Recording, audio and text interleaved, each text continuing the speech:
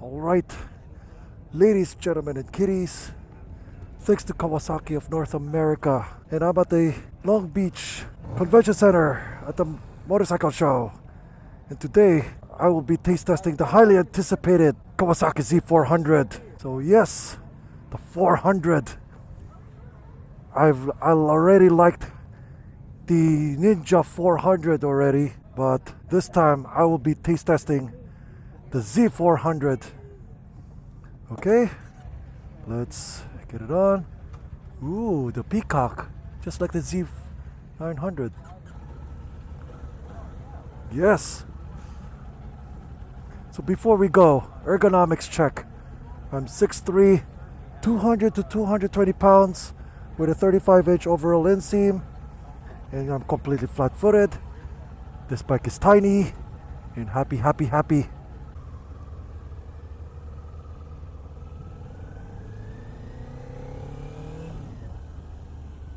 So far so good. Let's see if this bike is better than the Ninja 400 that I taste tested, I think earlier this year,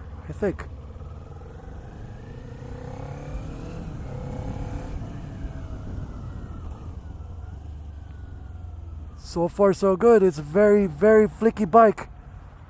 So how will this bike fare compared to the Benelli 500, the KTM 390, Duke? What else? What else the other? I'll just put it on the screen. Let's see how fun this bike really is.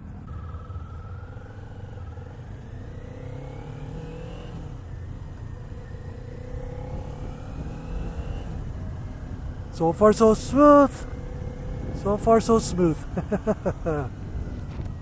I've been waiting all day to taste test this bike. This is some sort of a mercy request because there's not much. Oh, that's a nice Z06. I got this ride luckily. Usually they're closed for they're about to close shop, and I got the chance to. That's the thing about smaller displacement bikes. You can go all out without going to prison at some degree.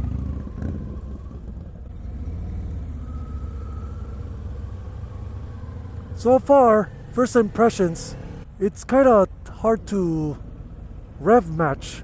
Easy to put into neutral. The levers are not adjustable. There you go.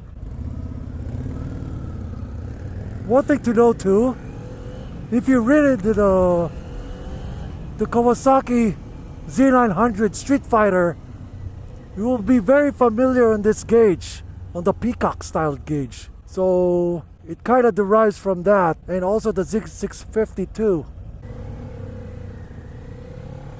I can't put it to first gear for some reason, but there you go. So far the vibrations is minimal. High frequency though on my handlebars. There is some on my foot pegs and nothing on my butt, which is good. That's what I said. This bike is very nimble, very light. This size of bike is perfect for Manila riding. It's not too big, not too small. It's just right. The clutch is just very light, and the engagement point is like right around 85 to 90% before full release, or 90 to 95% full release. So there you go. So far so good.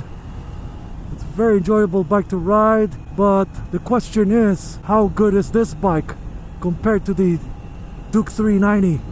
That's the real question here. Right now, at 6,000 revs, I can feel some vibrations on my butt.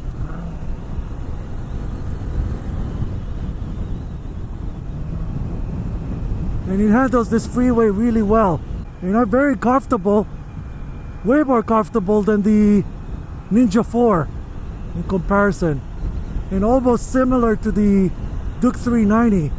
Although, based on what I remember from the Duke 390 taste test, I think the handlebar in the Duke 390 is a little bit wider than this.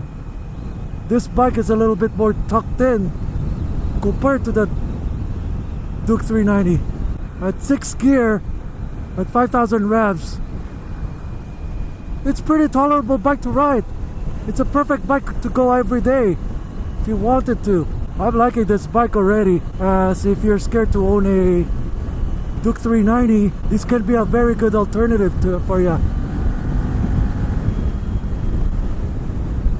Very, very light. We're doing 100 kilometers or 60 miles an hour at 6,000 revs right now on top gear, 6th gear. It's a very tolerable bike. It's easy bike to ride.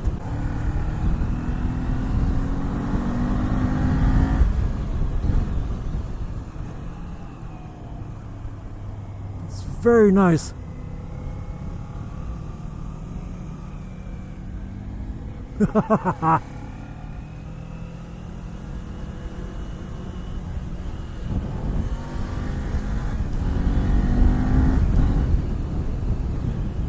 Very playful bike, just like the Duke 390. The rear brakes is very tactile, easy to modulate, not overly sensitive. There's a little bit of a play. It's just the layout is kind of weird because of that peacock, the peacock look. But everything's well laid out. You got your time, your fuel gauge, your temp gauge, the revs and the gear indicator, and of course your speedometer most of all. The edges kinda, the engine revs a little bit lazy. It's hard, it's kind of tricky to rev match this bike. I'm having a hard time to rev match this bike because it doesn't blip as fast as I would like to. Other than that, it's just fun to ride. You just have to rev a little bit more for you to rev match this bike properly. Then we're gonna get that nice loop over there.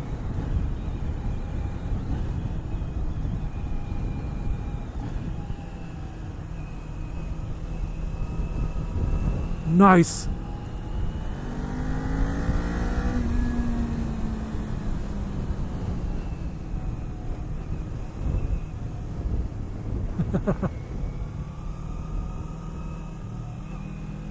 Very nice bike.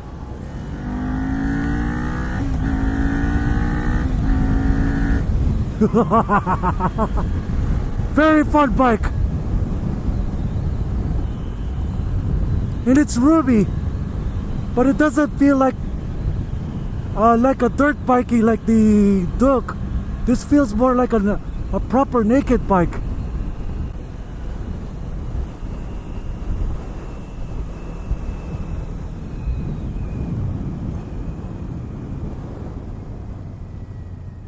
Yeah, it feels like a proper naked bike than the Duke 390 in my opinion.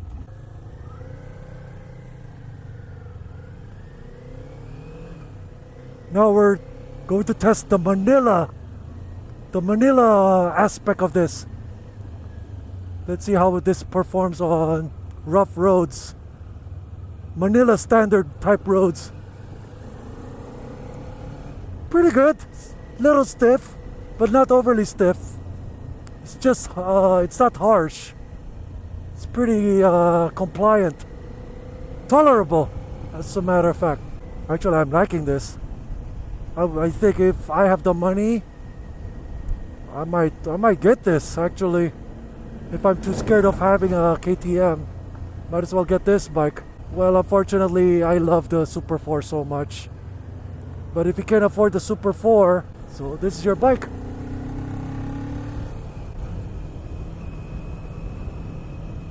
It's basically gutless or below 3,500 revs. But once you get above that, you'll be fine. Yeah, you really have to squeeze it when you rev match this bike. It's easy to operate this bike.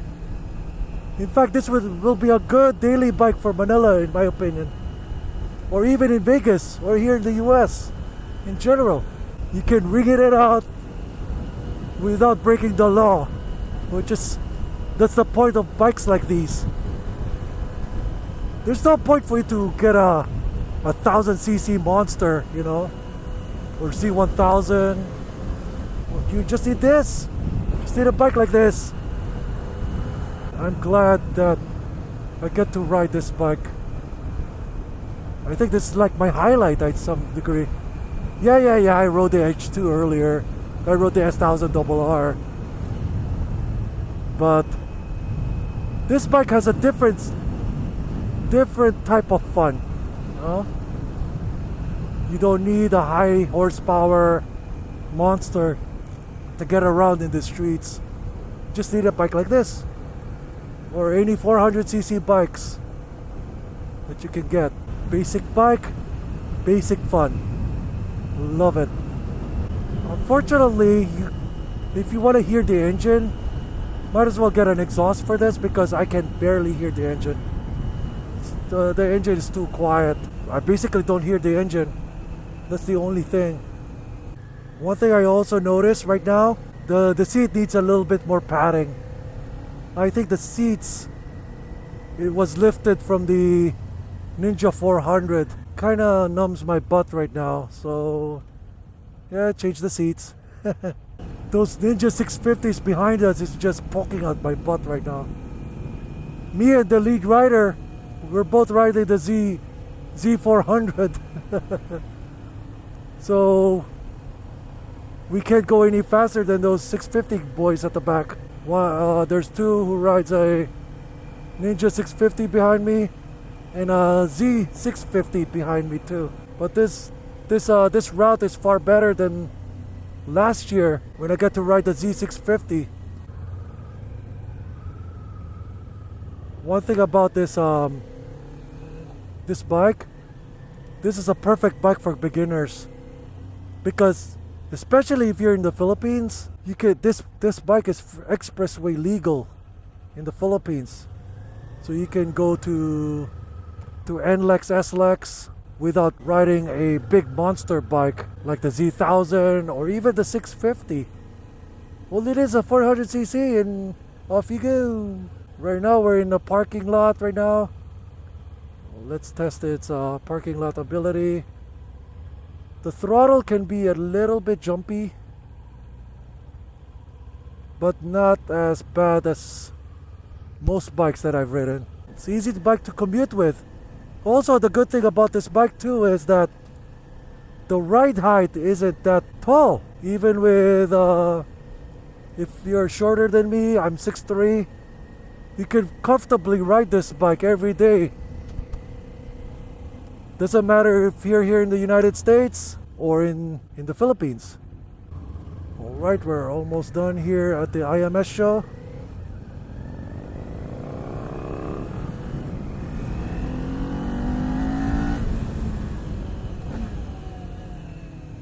I think this is the end of the line here at Long Beach.